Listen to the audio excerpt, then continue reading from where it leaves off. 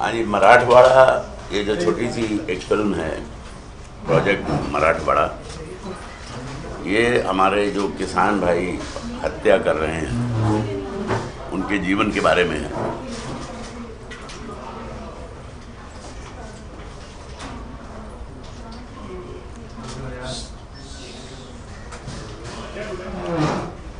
आप सब उससे वाकिफ़ हैं, इस समस्या से पूरा देश वाकिफ़ है, नेता लोग वाकिफ़ हैं, सब वाकिफ़ हैं। और ये पूरे देश के लिए शर्म की बात है कि वो किसान जो पूरे हिंदुस्तान का पेट भरता है, उसे आत्महत्या करनी पड़े क्योंकि वो भूख से मर रहा है, उसके बच्चे भूख से मर रहे हैं, इसलिए कि उस पे कुदरत का कहर टूटा है, तो बाढ़ आई है या सूखा पड़ा है।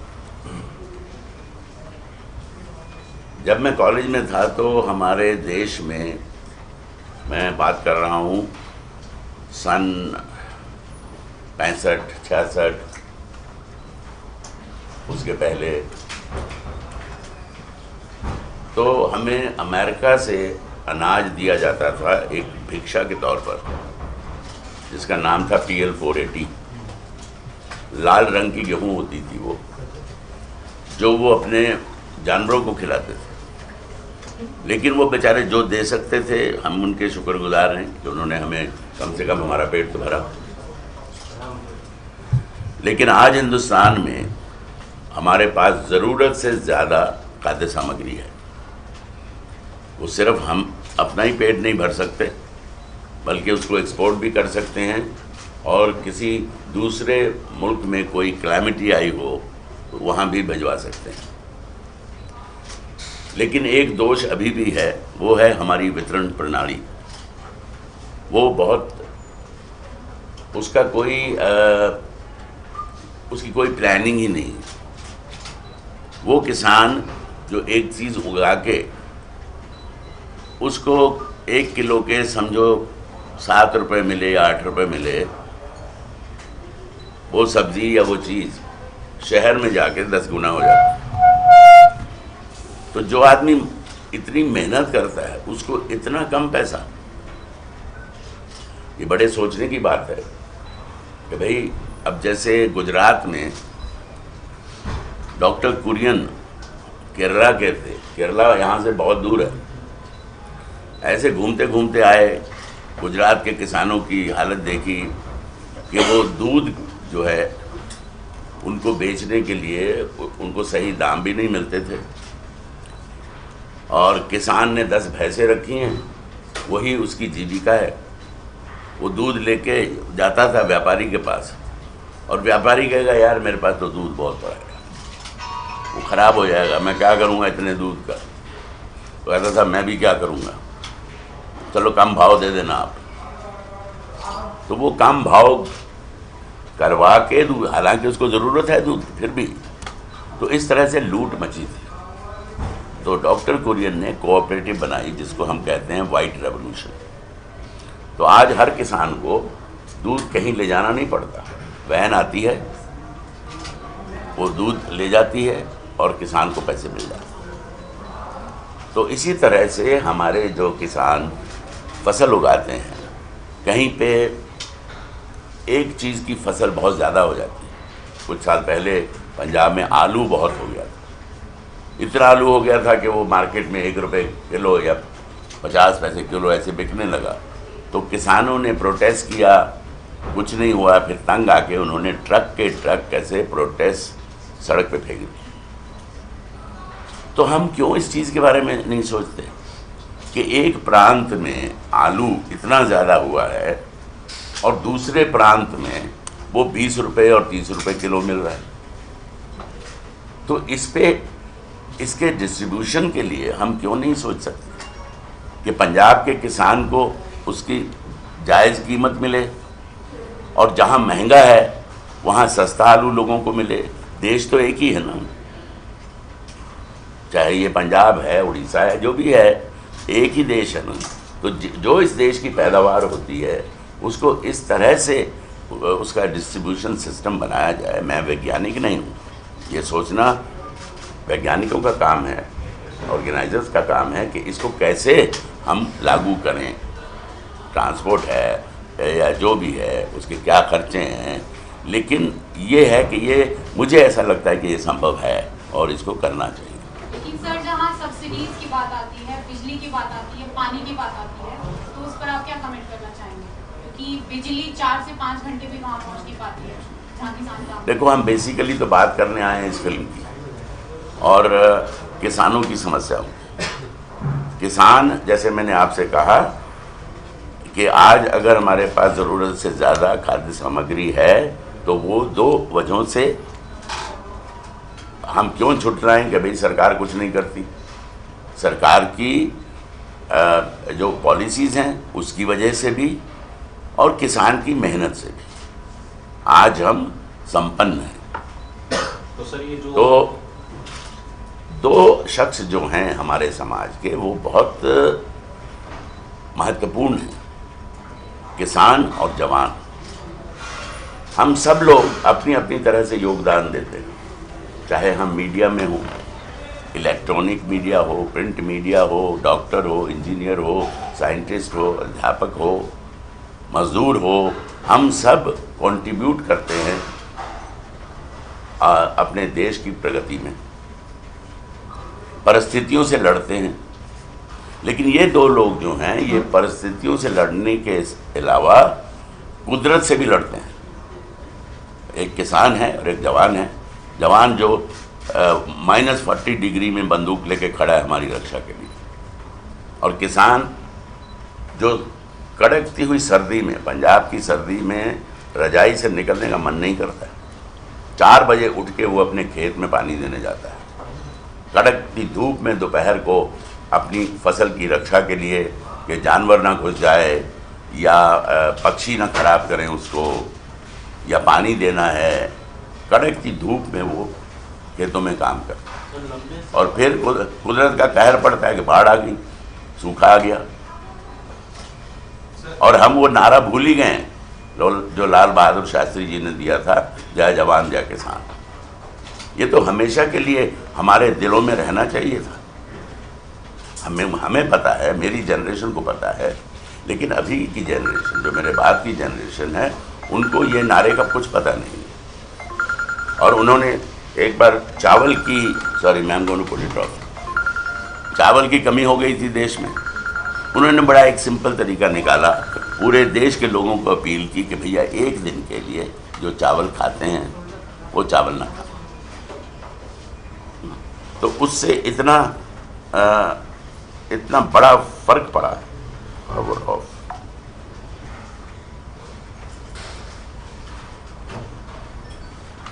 कि वो समस्या जो थी वो बहुत हद तक अच्छी हो गई, ठीक हो गई।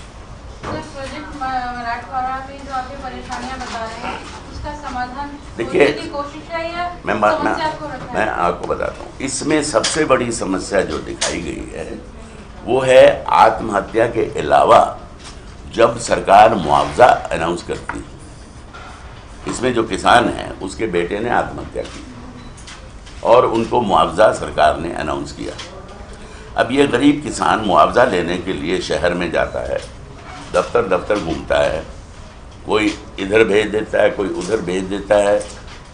अरे यार, वो अनपढ़ गरीब किसान है, किसी भी दफ्तर के किसी भी कोने में चला गया, आपकी जिम्मेदारी है कि आओ चाचा, आओ दादा, मैं बताता हूँ भाई, अरे भाई ये बेचारा लेने आए, अरे ये फलाना वाला फॉर्म भरो, वो वाला फॉर्म भरो। तो उसको महीनों लग जाते हैं उसको मुआवजा मिलने में, और कोई मुआवजा नहीं देता है बिना 10% कम से कम लिए। ये हमारी सरकार का जो तंत्र है जिस पे कंट्रोल होना चाहिए ब्यूरोक्रेसी को, कि आप ये मानी हुई बात है, कोई झुठला नहीं सकता है। सब नेताओं को पता है इस चीज़ का कि कट लिया जाता है हर मुआवजे में, हर असाइनमेंट में। तो उसको ख़त्म करें ना। ये शांति से नहीं होने वाला है काम, ये सख्ती से होने वाला काम। मोदी जी को उन्हीं की धरती का जो बंदा था सरदार पटेल, वो बनना होगा लोह पुरुष। तब ये जो हमारी ब्यूरोक्रेसी है वो तब सुधरेगी, अकाउंटेबिलिटी देंगे। और ये इसमें ये समस्या, अब लंबे उसके लिए कि ये समस्या हमेशा के लिए ख़त्म हो जाए, उसके लिए कुछ साल पहले, काफ़ी साल पहले वाजपेयी जी ने कहा था कि जैसे हम देश को बड़ी बड़ी सड़कों से जोड़ रहे हैं, बड़े बड़े हाईवे बना रहे हैं, बड़े बड़े पुल बना रहे हैं, ताकि देश में फुर्ती आए, तेज़ी आए। जो सफ़र हम पहले 6-8 घंटे में करते थे, अब 4 घंटे में हो गया। बॉम्बे से पूना जाने के लिए हमें कम से कम 6 घंटे लगते थे, और एक घाट जो बड़ा मुश्किल पहाड़ी थी, कुछ 7 किलोमीटर की, उस पर तो अगर एक ट्रक ख़राब हो गया तो घंटों के लिए पूरी ट्रैफिक, उस ट्रैफिक में बच्चे भी हैं, बूढ़े भी हैं, वहाँ पे कोई पानी की भी व्यवस्था नहीं है, कोई चाय की व्यवस्था नहीं है, घंटों अटके हुए हैं। और अभी पूना से बॉम्बे और बॉम्बे से पूना 3 घंटे में आ पहुँचे। तो उन्होंने कहा हमारे पास इतनी नदियाँ हैं, हम इन नदियों को जोड़ के और उनकी छोटी छोटी, जैसे हम सड़कें बना रहे हैं, वैसे छोटी छोटी नहरें बना के देश में घुमाएं, जहाँ जहाँ पानी नहीं है वहाँ पे ये नहरें पहुँचे। पंजाब में जैसे नेहरू जी का सपना था, भाखड़ा नंगल बनाया उन्होंने। आप देखिए वहाँ की नहरें, भाखड़ा नहर कहते हैं उसको, वो इतनी चौड़ी है जितने हाईवे, और कंक्रीट है। कंक्रीट इसलिए है कि वो मीलों तक जाएगी, और रास्ते में जो किनारे किनारे ज़मीन है वो पानी पीती जाएगी, तो पानी ज़ाया ना जाए, सीधा जहाँ ज़रूरत है वहाँ पहुँचे, इसलिए उसको कंक्रीट बनाया गया। और फिर वो छोटी छोटी नहरों में तब्दील होता है, फिर उससे भी छोटी, क्योंकि मैं पला हूँ पंजाब में इसलिए मुझे पता है, एक 5-5 फुट की भी वो छोटा, उसको हम कहते हैं सुआ, वो इतनी 5 या 6 फुट की जगह में, पानी गहरा नहीं है, वो 2 फुट गहरा होगा बस, लेकिन वो पानी जा रहा है, तो वो खेत में किसान इस्तेमाल करते हैं। तो ये लंबा प्रोजेक्ट है, लेकिन उसके लिए शुरुआत तो होनी चाहिए। अब शुरुआत ही नहीं होगी, क्योंकि वो तो समय लेने वाली बात है, और ऐसा करने से देश के इतने सारे मजदूरों को काम मिलेगा जो नहरें खोदेंगे। हालांकि अभी मशीनें आ गई हैं, तो उनको रोज़गार तो कम ही मिलेगा, मशीनें ही कर देंगी वो, तो जल्दी भी हो सकता है। आपको लगता है कि वाजपेयी जी के सपने को मोदी सरकार पूरा कर पाएगी? कोशिश तो कर रहे हैं वो, मतलब उनकी जो रफ्तार है वो काफ़ी ढीली है, कुछ अभी तक बहुत बड़ा बदलाव नहीं आया है, लेकिन कोई नुकसान भी नहीं हुआ है। मतलब कोई अभी तक कोई ऐसा उनके ऊपर कोई करप्शन का चार्ज या कोई ऐसा नहीं, तो अपोजिशन तो खा जाती उनको, वो तो बैठे हैं ढूंढने के लिए कहीं मिले जगह मोदी जी को लताड़ने की।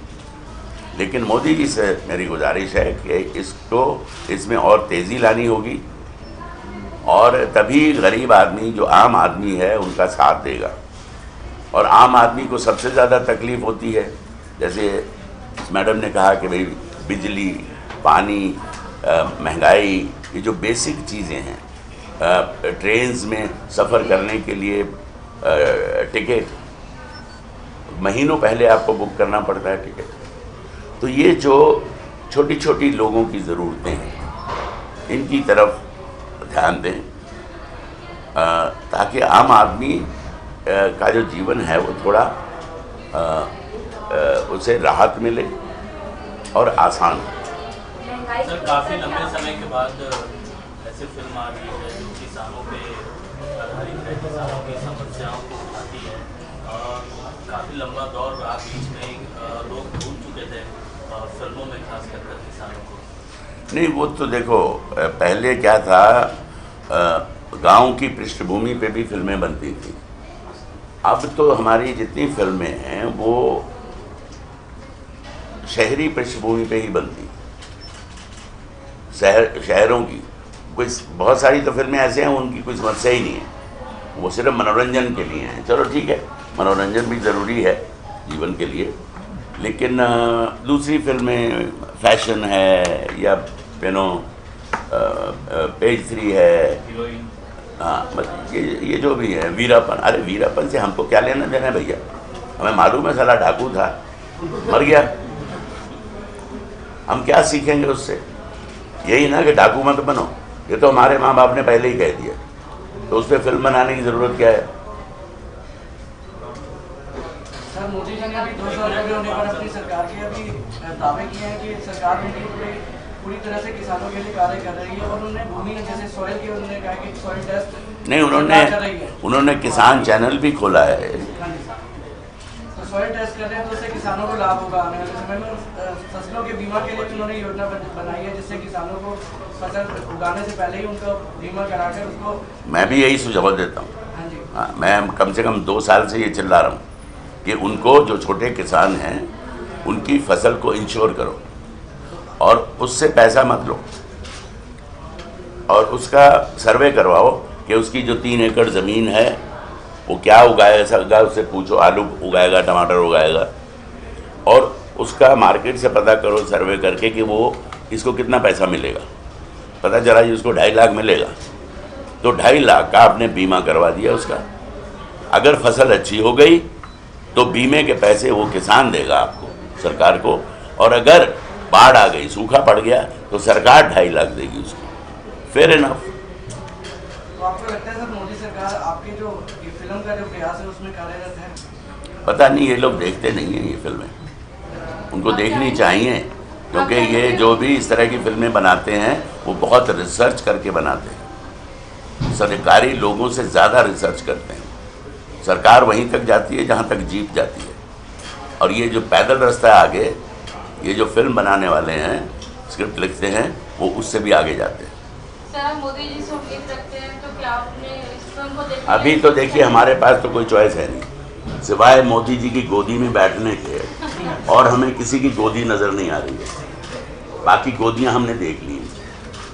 वो माता जी जो हैं अपने सोनिया जी, अपने बेटे को प्राइम मिनिस्टर, अरे उसकी उम्र देखो, उसका तजुर्बा देखो, वो जो बोलता है उसको सुनो। हमें बेवकूफ़ समझ रखा है क्या इस देश को? दूसरे नेता नहीं है? Pranab Mukherjee, he was a very experienced, very learned statesman, he been in the Congress for so long. उसको आपने बेटे को आगे करने के लिए आपने उनको प्रेसिडेंट बना के निकाल दिया। और भी लोग हैं, इसीलिए तो लोगों ने उठा के पटका है ना। आप बेवकूफ़ समझते हो लोगों को। हम आपकी कंट्रीब्यूशन डिनाई नहीं करते कांग्रेस की अतीत में। ये जो हम ये लिए घूम रहे हैं कनेक्टिविटी, ये राजीव गांधी की देन है। ये कंप्यूटर्स और ये जो मार्केट खुली है, इतने डॉलर देश में आए हैं। मनमोहन सिंह, अब बेचारे मनमोहन सिंह इकोनॉमिस्ट हैं, उन्होंने अब उनको आपने कठपुतली बना के बैठा दिया 15 साल के लिए। वो तो ऊपर ही नहीं देखते थे, हमसे आंख ही नहीं मिलाई उन्होंने 15 साल में, ऐसे ही पढ़ते थे वो। अरे कभी तो आंख मिला के बात करो। तो मोदी जी कम से कम आंख मिला के तो बात करते हैं, और उनके पास भाषण लिखा हुआ भी नहीं होता। बट आप चाहेंगे कि फिल्म देखें मोदी जी जरूर? मोदी जी क्या, मैं कहता हूँ सब विधायक देखा करिए इस तरह की फिल्में, ताकि उनकी भावनाएं जागें, और हो सकता है उन्हें इसमें से कुछ ऐसा मिले जो उनके काम आए, उनकी सोच बढ़ाएगी ये। तो मेरी तो विधायकों से विनती है कि भैया ये बड़ी रिसर्च करके इस तरह की फिल्में बनती हैं, और जो भी बहुत सारी नहीं बनती है ना। अगर साल में 10-12 फिल्में भी इस तरह की बनी हैं तो भैया देख लो।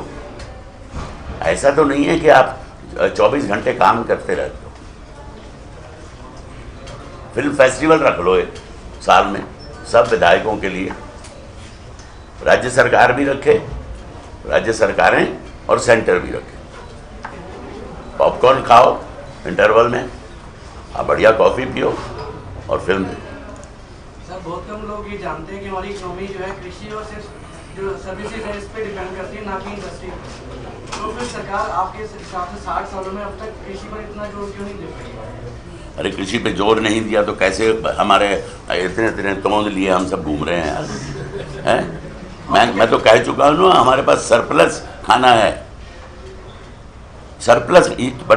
ये समस्या बहुत बड़ी नहीं है किसानों की, जो आत्महत्या कर रहे हैं। बड़ी समस्या है उनको सही, उनकी मेहनत का जो है फसल का, वो सही उनको मूल्य नहीं मिल रहा, वो सबसे बड़ी समस्या है।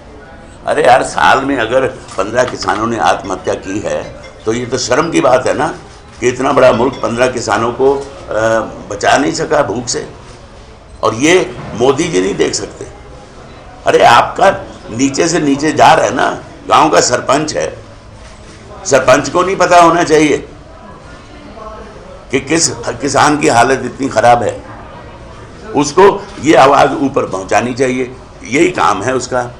अभी तो पंचायती राज भी बना हुआ है, क्यों करेगा किसान आत्महत्या? क्योंकि उन सरपंचों को खींचना चाहिए जहां किसान ने आत्महत्या की है।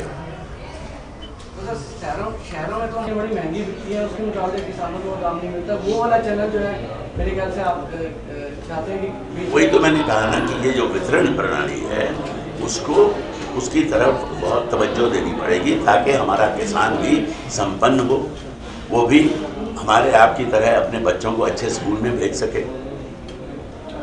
हमारे यहाँ तो मेरा ख्याल है 85% ऐसे लोग होंगे जो अपने ज़िले से बाहर ही नहीं गए। सर, आपकी फिल्म इस मैसेज को दे पाने में सफल रही है, आपका मानना है? इस मैसेज को आपकी फिल्म जो है सरकार और देश को मैसेज दे पाने में सफल रहेगी? बिल्कुल बिल्कुल। जिसकी चमड़ी बहुत मोटी नहीं है उस पर ज़रूर असर होगा, और अगर चमड़ी बहुत मोटी है तो फिर आप कुछ नहीं कर सकते। सर, आपके किरदार के बारे में जानना चाहेंगे। किसान है, खेती करते हैं। किस तरह की मुश्किलें इस फिल्म में उठा रहा है वो किसान? वो पानी की कमी है नहीं, उसके बाद बाढ़ आ जाती है तो फिर बर्बाद हो जाती है। विधायकों के लिए कोई प्रीमियर रखने का प्लान है? हमारा क्या, ये हमारा दायित्व थोड़ी है, हमारा दायित्व फिल्म बनाना, और वो अखबार पढ़ते ही होंगे, उनको पता ही चल जाएगा कि ये एक फिल्म है कि नहीं? ऐसा तो नहीं है उन्होंने नहीं पता। बीटी सीड्स का भी इसमें इशू है, उस पे क्या? हाँ जी, हाँ, वो भी है कि वो उन पर थोपा गया वो सी। तो बस मेरी इतनी विनती है आपसे कि आम आदमी इसके बारे में कुछ कर नहीं सकता, चाहे तो भी महसूस करे तो भी, लेकिन हम चाहते हैं कि इतना है कि ये फिल्म उनमें कम से कम चेतना जगाए, और लोग अपने अपने तरह से अपने अपने फील्ड से जो कर सकते हैं करें। जैसे आप पत्रकार लोग इसके बारे में लिखेंगे, नेता लोग भी पढ़ेंगे कि भाई देश परेशान है, इसके बारे में और सुधार लाने में तेज़ी लानी चाहिए। और दूसरी चीज़ ये कि आम जनता का योगदान इसमें ये हो सकता है कि भाई वो ये अगर फिल्म देखेंगे तो जिस बहादुर प्रोड्यूसर ने ये फिल्म बनाई है, नहीं तो मतलब पागल ही होगा ना सलमान खान है, ना शाहरुख खान है, ना आइटम नंबर है, सबने पूरे कपड़े पहने हुए हैं, महिलाओं ने भी, तो कौन देखने जाएगा इस फिल्म?